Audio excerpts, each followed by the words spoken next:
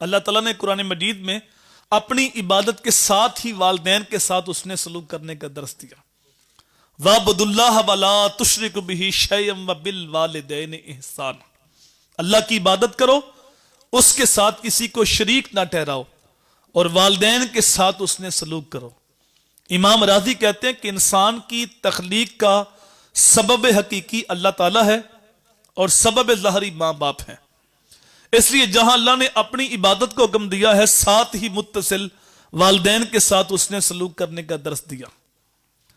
رسول کریم صلی اللہ علیہ وآلہ وسلم کی بارگاہ میں ایک صحابی آئے، عرض کی یا رسول اللہ حسن سلوک کا زیادہ حقدار کون ہے؟ قال امک، میرے حضور نے فرمایا تیری والدہ. قال ثم من اکا، پھر کون؟ قال امک. دوسری بار بھی حضور نے ماں کا نام لیا. تیسری بار صحابی پھر پوچھتے ہیں ثم من، پھر کون؟ قال امک. تیسری بار بھی ماں کا نام لیا. چوتھی بار صحابی پھر پوچھتے ہیں ثم من اکا، پھر کون؟ قال ابوک، فرمایا تیرا باپ. 3 مرتبہ ماں کا نام لیا اور چوتھی مرتبہ باپ کا نام لیا. علماء فرماتے ہیں اشارہ اس بات کی طرف ہے کہ ماں بچے کی پیدائش اور تربیت میں 3 اضافی مشقتیں اٹھاتی. باپ نے ایک مشقت اٹھائی کہ اس کی تربیت کی، ساتھ ماں بھی شامل تھی، لیکن ماں نے 3 اضافی مشقتیں اٹھائی. پہلی مشقت عند الحمل، حمل کی صورت میں 9 ماہ تک بوجھ اٹھایا. دوسری مشقت عند الولادت، جب بچہ پیدا ہوا اس وقت جو تکلیف ہے وہ ماں ہی جانتی ہے یا اللہ کی ذات جانتی ہے. اندازہ ایک حدیث سے ہو سکتا ہے، ایک صحابی کہتے ہیں آقا میں نے ماں کو کندھوں پہ اٹھایا ہے اور 6 میل تک لے کے گیا ہوں. پتھر اتنا گرم تھا، اس کے اوپر گوشت کا ٹکڑا رکھا جائے تو جل کے کباب بن جائے. تو کیا میں نے اپنی ماں کا حق ادا کر دیا؟ میرے حضور نے فرمایا خدا کے بندے، جب تو پیدا ہوا تھا اس وقت جو درد کے جھٹکے تیری ماں نے سہے تھے، ابھی تو ایک جھٹکے کا حق بھی ادا نہیں ہوا. تو دوسری تکلیف ماں وہ برداشت کرتی ہے اور تیسری تکلیف 2 سال تک اسے اپنا دودھ پلاتی ہے. اس لیے ماں کا حق 3 بار اور باپ کا حق 1 بار. علماء نے ضابطہ یہ بیان کیا ہے کہ اولاد کو چاہیے خدمت میں ماں کو ترجیح دے، لیکن حکم میں باپ کو ترجیح دے. باہر سے کوئی چیز لے کے آئے تو پہلے ماں کو پیش کرے، پاؤں دبانے تو پہلے ماں کے دبائے. لیکن گھر میں کوئی بات ہوگی، ماں کہتی ہے ایسے کرنا ہے، باپ کہتے ہیں ایسے کرنا ہے، دونوں کی باتیں متضاد ہیں، کس کی بات مانے؟ اس وقت باپ کی بات مانے.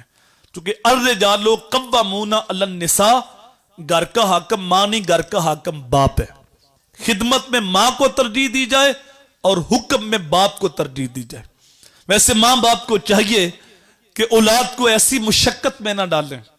ایک محدث کہتے ہیں 30 سال ہو گئے ہیں میں نے اپنی اولاد کو کبھی کوئی حکم نہیں دیا، اس ڈر سے کہیں وہ میری نافرمانی کر کے اللہ کی رحمتوں سے محروم نہ ہو جائے. اگر ماں باپ راضی نہ ہو تو عرش کا رحمان کبھی بھی راضی نہیں ہوتا. ہمیں پتہ نہیں ماں کس ہستی کا نام ہے، ہمیں پتہ نہیں باپ کس عظیم ہستی کا نام ہے. ہم پیر صاحب کے تو ہاتھ بھی چومتے ہیں، پاؤں بھی چومتے ہیں، لیکن ماں باپ کی نافرمانی کرتے ہیں. پیر صاحب کے سامنے یوں ہاتھ باندھے کھڑے ہوتے ہیں، لیکن ماں باپ کے سامنے چلا رہے ہوتے ہیں. اچھی بات ہے، بزرگان دین کا ادب ہونا چاہیے، لیکن ماں باپ کی نافرمانی نہیں ہونی چاہیے. تمہارا سب سے بڑا پیر تمہارا باپ ہے، تمہاری سب سے بڑی پیرنی تمہاری ماں ہے. اگر ماں باپ کا دل دکھایا ہے، ماں باپ کی نافرمانی کی ہے، تو 2-4 نمبر پیر تو شاہی کو نہیں، وقت کے ولی بھی تمہارے حق میں دعا کرے تو ان کی دعا بھی تمہارے حق میں قبول نہیں ہوگی.